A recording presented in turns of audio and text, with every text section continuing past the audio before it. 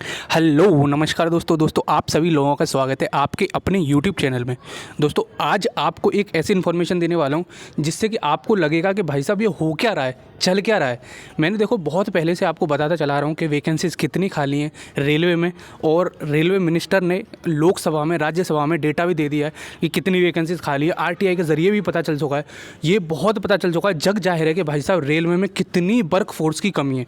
सारे चाहे इंजीनियर्स की हो चाहे वो नॉन टेक्निकल पोस्ट हो, सब पोस्ट ऑलमोस्ट खाली पड़ी हैं।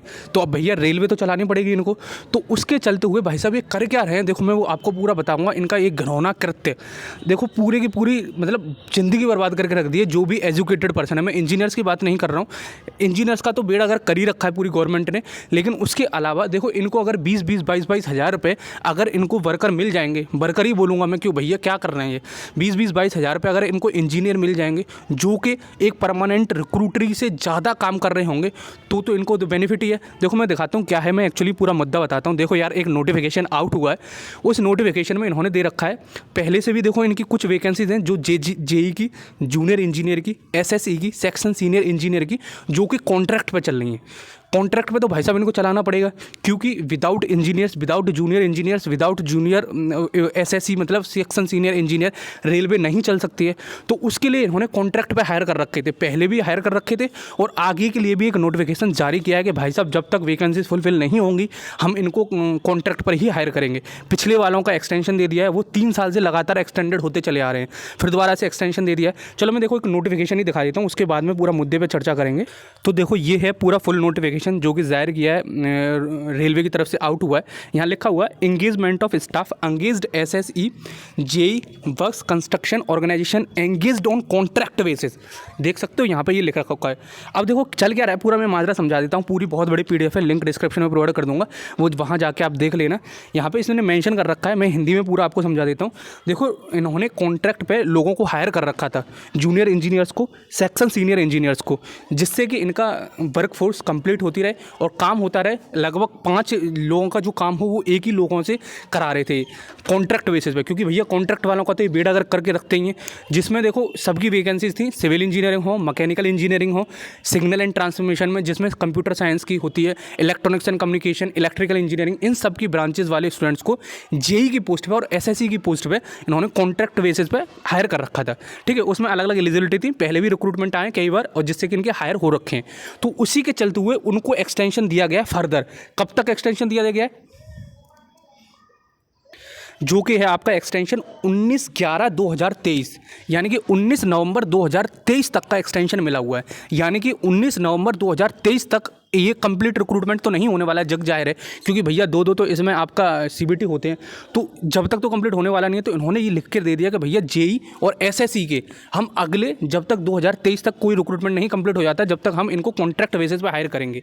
तो ये पहले से रिक्रूटमेंट चला आ रहा है, उन लोगों को एक्सटेंशन दे दिया है। ठीक है, और जो नई वैकेंसीज हैं जो कि सिग्नल और टेलीकम्युनिकेशन में बहुत ज़्यादा ज़रूरत है कैंडिडेट्स की, तो उनके लिए दोबारा से रिक्रूटमेंट होगा, जो कि सबसे नीचे प्रोवाइड कर रखा है कि सैलरी स्ट्रक्चर क्या होगा उनका, कैसे क्या होगा। देखो यहाँ लिख रखा है लेवल 6 पे सिटी के हिसाब से होगा 25, 27, 30, मतलब इस हिसाब से आपको पैसा मिलेगा 32, 34, 37।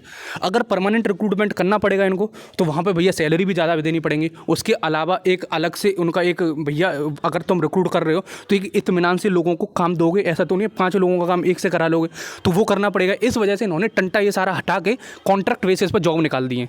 अब कॉन्ट्रैक्ट पे भैया मैं क्या बताऊँ यार, किसी से भी आप बात करके देखना जो कॉन्ट्रैक्ट बेसिस पर जॉब कर रहे हैं, उनसे पूछना यार, निचोड़ के रख देते हैं उन लोगों को। उसके बाद में भी परमानेंट तो जॉब है ही नहीं उनकी, वो लोग इस होप में काम करते रहते हैं शायद हम अच्छा काम करें तो ये हमें परमानेंट कर लेंगे।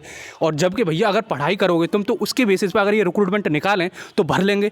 तो बेड़ा गर्क कर रखा है, बिल्कुल ख़त्म कर रखी है, मतलब इंजीनियरिंग तो ख़त्म ही हो जाएगी कुछ दिन बाद, जिस हिसाब से ये रवैये से चल रहे हैं। BEL आपने एक PSU का नाम सुना ही होगा, उसने अब तक, मैं 4-5 साल से या 1 साल तो मेरे को हो गए आपके लिए वीडियोस बनाते बनाते, जिसके लिए रिक्रूटमेंट की मैं हर रिक्रूटमेंट को देखता हूँ, उसने अभी तक परमानेंट रिक्रूटमेंट नहीं निकाला है 2-3 साल से। ठीक है, और BEL अब आगे भी ऐसे ही सब में आउटसोर्सिंग होना स्टार्ट हो जाएगा कि कॉन्ट्रैक्ट बेसिस पर रख के अपना काम निकाले। प्रोजेक्ट इंजीनियर जितनी भी वैकेंसीज निकलती हैं वो सारी की सारी कॉन्ट्रैक्ट बेसिस पर होती हैं, 1 साल 2 साल 3 साल, हद से हद 4 साल कर देंगे आपको। फिर उसमें दिखाएंगे टॉनिक्स आपको कि भैया हमने इतनी सारे आपको अलाउंस प्रोवाइड कर रखे हैं जो कि कॉन्ट्रैक्ट की जॉब है, तो यार परमानेंट निकालो ना आप। तो अब देखो यहाँ पे यही है इन्फॉर्मेशन, कुछ नहीं है। यहाँ पे प्रोवाइड कर रखा है कि हम डियरलेंस अलाउंस करेंगे, वो करेंगे, वो करेंगे, इतनी हिस्से ऐसी हम आपके कि हम आपको मंथली पैसा देंगे, मंथ कंप्लीट होने से पहले दे देंगे। तो ये यही इन्फॉर्मेशन थी। कॉन्ट्रैक्ट बेसिस पे भैया शुरू हो गए हैं और हद से हद 2023 तक इन्होंने दे नवंबर 2023 तक ये वाली अगर फर्दर के लिए इंक्रीमेंट कर दिया है, ये इंगेजमेंट बढ़ा दी है कॉन्ट्रैक्ट जॉब की। यही एक नोटिफिकेशन था। मेरे को लगा आप सभी लोगों को पता होना चाहिए, पर यार पढ़ाई करते रहो। मैं डिमोरलाइज नहीं कर रहा हूँ, क्योंकि गेट के बेसिस पर देखो अब एक गेट सॉल्यूशन रह गया है।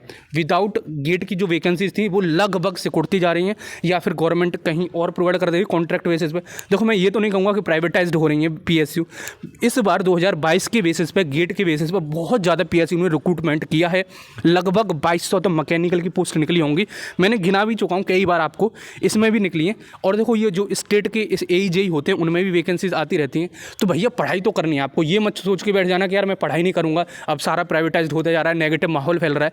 पढ़ाई करना है। 1 महीना बचा है आपके पास में गेट का।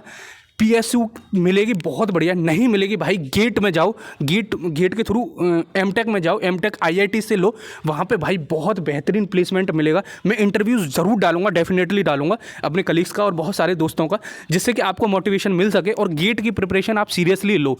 बहुत सारे सोचते हैं यार हम गेट में मैकेनिकल सोच लो या फिर सिविल ब्रांच या इलेक्ट्रिकल ब्रांच में टॉप रैंकर्स तो बन नहीं सकते। बहुत सारे सोचते हैं बंदे, भाई बंधु आप, तो हम एमटेक के लिए भी नहीं पढ़ सकते यार। एमटेक तो आपको कम मार्क्स पर ही मिल जाती है। इसीलिए मैं बोलना चाह रहा हूँ दोस्त, आप पढ़ाई करो, गेट की पढ़ाई करो, एमटेक के लिए पढ़ाई करो। ठीक है दोस्त, तो मैंने आपको इसी के हिसाब से वीडियो बनाई है कि आपको एक तत्परता मिल जाए कि भैया अब वैकेंसीज कब आएंगी। और वैसे भी देखो टाइम तो लगता है रेलवे की वैकेंसीज में, तो कॉन्ट्रैक्ट बेसिस पर निकली है। तो आई होप आपको बहुत कुछ मिला होगा। वैकेंसीज़ की मैं वीडियो लाता रहूँगा। टेलीग्राम ज्वाइन नहीं किया तो दोस्त कर लो, जिससे कि आपको पढ़ाई में कोई भी हर्ज ना पड़े। नोटिफिकेशन सारे मैं प्रोवाइड करूँगा। 1-2 दिन लेट हो जाएंगे ज़्यादा से ज़्यादा, वैसे मैं उससे ज़्यादा लेट करता नहीं हूँ। हर चाहे AE की हो, चाहे JEE की हो, चाहे डिप्लोमा के हो, ITI के हो, BTEC के हो, हर कुछ मैं आपको प्रोवाइड करता हूँ। ठीक है, चलो फिर मिलते हैं अगले वीडियो में। जब तक के लिए जय हिंद, जय भारत।